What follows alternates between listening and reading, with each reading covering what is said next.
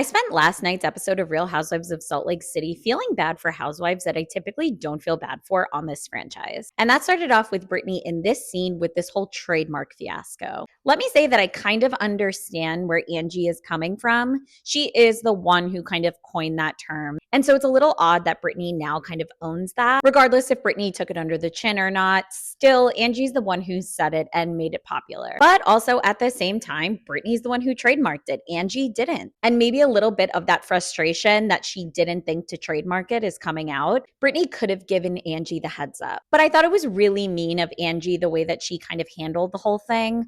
I thought it was really rude of her to tell Britni that she didn't like her hair and that her hair is too long for her age, especially when Lisa and Angie have like the longest hair, which by the way is so beautiful. It felt like the digs got a little too low. In a recent interview, Bronwyn was talking about Britni and how she kind of gets a lot from these ladies. Sometimes Bronwyn takes a step back and thinks, wait a second, are we kind of bullying her? But that also Britni starts it a lot, and she does. Bronwyn also gave props to Britni for bouncing back so quickly, and I 1000% agree with that. Because on last night's episode, Lisa even looked at her and she's like, are you good? Britni was like, yeah, I'm fine. Most housewives would have completely just stormed off of that rooftop. But not Britni, she bounces back. And I also did feel bad for Meredith. Do I think that Meredith should just own up to her behavior on the plane ride? Absolutely. And do I think that the rest of the Real Housewives of Salt Lake City ladies are lying about what they saw? No.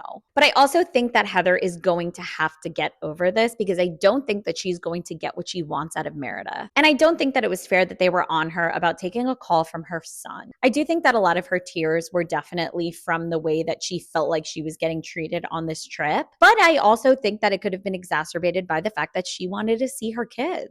I just think I feel bad for anyone who's kind of like the odd man out in a group trip.